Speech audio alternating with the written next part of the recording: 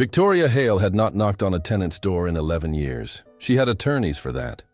She had negotiators, property managers, legal teams, and a process that had been refined across 14 demolitions to the point where it operated without requiring her physical presence at any stage.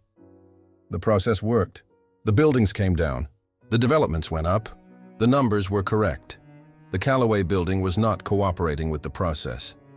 Apartment 4C had received 12 buyout offers in 14 months. The offers had increased each time. The 12th was $430,000 for a rent-stabilized apartment whose legal value was $47,000. The tenant had declined all 12.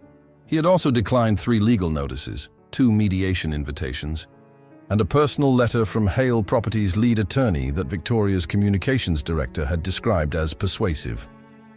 Her attorneys had told her that the next step was forced removal proceedings, which would take 6 to 8 months, generate press coverage, and delay the Callaway development by a full quarter. They had also told her that an in-person visit from the principal was sometimes the thing that resolved situations that process could not. She had come in person. Lily held the briefcase and did not say anything.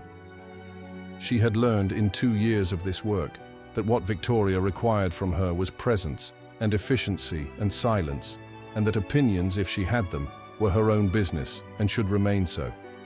She had opinions. She had been keeping them in the small notebook that Victoria had never asked about. They took the elevator to the 4th floor. The building's elevator was the building's original elevator. Slow, slightly groaning, the kind that has been maintained past its useful life by people who could not afford to replace it. Victoria looked at the elevator ceiling with the expression she used for things that would not exist much longer. The hallway of the 4th floor was clean. That was the first thing Lily noted. She noted things reflexively now, a habit of 18 months. The hallway carpet was worn but clean. There were 2 potted plants beside door 4B, tended. A child's drawing was taped to the wall beside door 4C, a building with windows lit yellow, people visible in them, and in the top corner in a child's handwriting. Our building. Victoria did not look at the drawing. She knocked. The door opened in 11 seconds. Before we continue, if you believe that the person standing at the door of the last thing they have is worth more than the building behind them, please like this video, subscribe to Stillwater Stories, and share this with someone who needs to believe in people again today. He was not what she had expected. She had built, across 14 months of process, a picture of the holdout tenant, constructed from the profile her team had assembled, the 12 declined offers, the 3 declined legal notices. She had expected someone combative, someone prepared, someone who had researched tenant rights and had a speech ready. She had dealt with that kind of holdout before. Daniel opened the door in a worn green jacket, holding a child's drawing, and looked at her with dark eyes that were tired and entirely unafraid in the way of someone who has already lost the things that make people afraid to lose things, and is therefore past being afraid. He said, "Ms. Hale," she said, "you know who I am." He said, "I've been expecting you." "Eventually," she said. "May I come in?" He said, "No." She said nothing for a moment. This had not happened before. She said, "I've come to discuss." He said, "I know what you've come to discuss." He shifted the drawing in his hands, not nervously, adjusting his grip. "I've read every offer. I've spoken to 2 attorneys. I understand the legal position." She said, "Then you understand that." He said, "I understand that you have the legal right to eventually remove us." "Yes." He looked at her steadily. "I'm not disputing the legal position. I'm disputing the conclusion you've drawn from it." She said, "Which conclusion?" He said, "That because you can, you should." She said, "Mr." He said, "Daniel." His voice was even, not aggressive, the particular evenness of someone who has had this conversation with himself a great many times and has arrived at clarity. He said, "My daughter was born 9 months after I moved into this apartment. Her mother left when she was 4 months old. I was 25 years old and alone with a newborn in this apartment and the building super. A man named George, who retired 3 years ago, knocked on my door the day I brought her home from the hospital to ask if I needed anything. He said it the way you say something when you mean it. He said, "I saw you come in with the baby. Is there anything I can do?" Victoria said nothing, he said.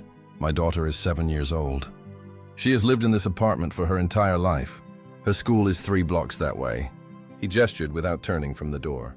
"Her best friend lives in 3A, the Garcias, who accepted your buyout in March and moved to Riverside. She cried for a week.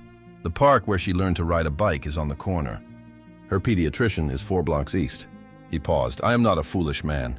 I know that $430,000 is more money than I will see in a decade. I know what you can do legally. I know all of this." Victoria said. "Then why?" He said, "Because she asked me something last month." His voice did not change. "She asked me, 'Daddy, if we have to leave, where do we go?' And I said, 'I don't know yet.' And she said, 'Will my school come with us?'" He stopped for a moment. "She's 7 years old and she knows that the school won't come with them. She has already done the calculation. She just wanted to hear me say I don't know yet, because that meant it wasn't decided." He looked at Victoria. He said, "I'm not holding out because I think I'll win. I'm holding out because every day I hold out is a day she doesn't have to hear that it's decided. That's all." The hallway was very quiet. Lily, standing 1 step behind Victoria's right shoulder with the briefcase, was writing in her notebook. She was writing quickly, the way she wrote when she was writing something she did not want to lose. Victoria did not look at her. Victoria was looking at the drawing in Daniel's hands, the house with the yellow door, the people in the windows. The child's handwriting at the top. "Our building," Victoria said. "The offer is," Daniel said. "I know the offer." He looked at her steadily. "I'm not negotiating," she said. "Then what are you doing?" He said, "Telling you, in case it changes anything." He had not said this to make her feel something. That was what Lily understood in that moment, standing in the 4th-floor hallway of the Callaway building, her notebook open, her pen moving. Daniel had not said it to perform grief or to manipulate or to win an argument. He had said it because it was true, and because she had come to his door, and he was the kind of person who told the truth to anyone who came to his door. Regardless of why they came, it did not change Victoria's position that day. She said, "I understand." She said it in the tone of someone who has filed the information and will not revisit it. She said, "The process will continue." She turned from the door. She walked back toward the elevator. Lily followed, 1 step behind. In the elevator, Victoria said nothing. Lily said nothing. The elevator descended with its slow groan. In the lobby, Victoria said, "Have Marcus file the proceedings paperwork." She said it the way she said everything, efficiently, already on to the next thing. Lily said yes. Victoria left through the lobby. Her car was outside. She got in. The door closed. Lily stood on the sidewalk for a moment. She looked at her notebook. She had 7 pages of notes from 14 months of working on the Callaway project. She had the 12 buyout offers, the 3 legal notices, the mediation records. She had documented every step of the process with the careful attention she brought to everything. She had also, in the margins, been writing other things that were not part of the official record. The number of families displaced from the building, 47. The school district that served those families, 3 schools, all Title Y. The average resident tenure before demolition, 11 years. She also had, now 4 minutes of notes from a 4th-floor hallway about a 7-year-old girl who knew that her school would not come with her and had asked her father to tell her it wasn't decided yet. She had been deciding for 6 months what to do with her notebook. She made the decision on the sidewalk outside the Callaway building. She did not file Marcus's paperwork. She called the city's tenant advocacy organization instead, not the one Hale Properties attorneys had dealt with. A different one, smaller, that had been filing fair housing complaints for 11 years and had a staff attorney who had been watching the Callaway project for 8 months and had been waiting for someone with inside documentation to call. She answered 3 questions honestly and sent 7 pages of notes as an attachment. Then she called Marcus and told him the proceedings paperwork would be delayed. Marcus said, "Ms. Hale won't," Lily said. "I know." She understood what she had done. She had worked for Victoria Hale for 2 years. She had learned a great deal, and she had been compensated. Well, and she had understood for 18 months that the thing she was learning was how to look at the destruction of people's lives as an operational matter. She had decided on the sidewalk that she did not want to complete the education. She sent Victoria a resignation email from the sidewalk. She wrote it in 4 sentences. She said, "I have referred the Callaway project documentation to the City Tenant Advocacy Council. I believe the fair housing implications have not been adequately assessed. I am not available to continue in this role. I wish you well." She put her phone in her pocket. She looked at the Callaway building. The 4th floor window of 4C was visible, a drawing taped to the inside of the glass, the same kind of drawing that was on the hallway wall. A house with a yellow door, people in the windows. She walked to the coffee shop on the corner. She ordered a coffee. She sat down. She did not know what came next. What came next over the following weeks was a fair housing complaint that Hale Properties' legal team described as procedurally weak but publicly inconvenient, a city council inquiry into the Callaway development's displacement impact assessment, and a hold placed on the demolition order pending review. The review took 4 months.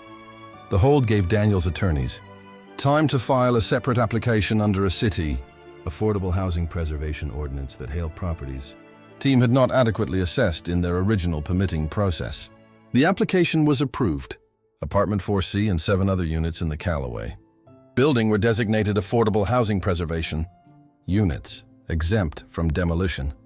Under the existing permits, the rest of the building was eventually demolished. Victoria Hale's development proceeded, modified. She did not publicly comment on the preservation units. Her communications director issued a statement about Hale Properties' commitment to community-centered development that no one in the city found particularly credible. Daniel's daughter started 2nd grade at the school 3 blocks away in September.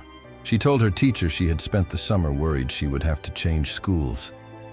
She said, "But we didn't have to. We stayed." Her teacher wrote it in the weekly classroom newsletter that went home to parents. Lily was hired by the Tenant Advocacy Organization 6 weeks after her resignation. She took a 40% pay cut.